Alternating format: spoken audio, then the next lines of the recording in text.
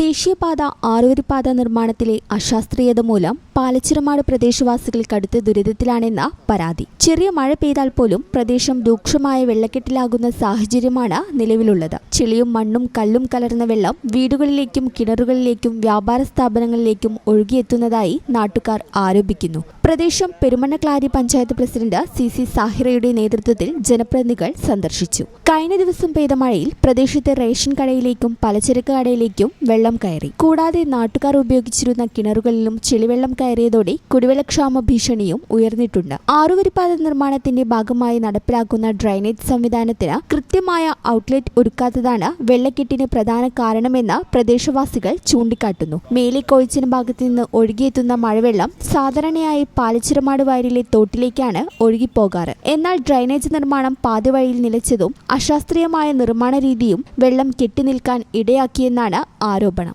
പ്രത്യേകിച്ച് കോഴിച്ചന മുതലുള്ള ചെറിയൊരു മഴ പെയ്താൽ പോലും ആ വെള്ളം മൊത്തം കളക്റ്റായി വന്നിട്ട് ഈ 4-ാം വാർഡിലൂടെ വന്ന് 6-ാം വാർഡിലേക്ക് വരികയാണ്. അപ്പോൾ 4-ാം വാർഡിൽ തന്നെ നീട്ടിത്തങ്ങൾ റോഡ് അപകടാവസ്ഥയിലാണ്, പോകാൻ കഴിയുന്നില്ല.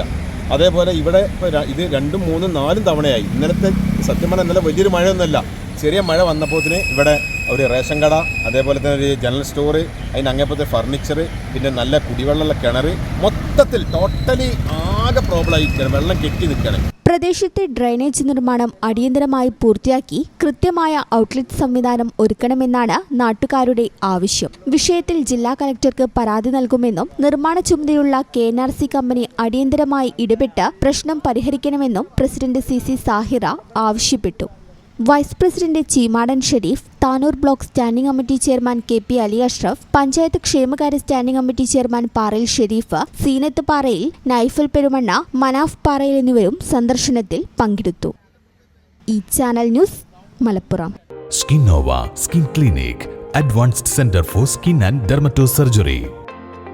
വളാഞ്ചേരിയിൽ 20 വർഷമായി സേവനമനുഷ്ഠിച്ചു വരുന്ന സീനിയർ സ്കിൻ സ്പെഷ്യലിസ്റ്റ് ഡോക്ടർ ഷമീറിന്റെ സേവനം. Skinnova skin clinic, advanced centre for skin and dermato surgery, federal bank building, Kozhikode road, Valanchery.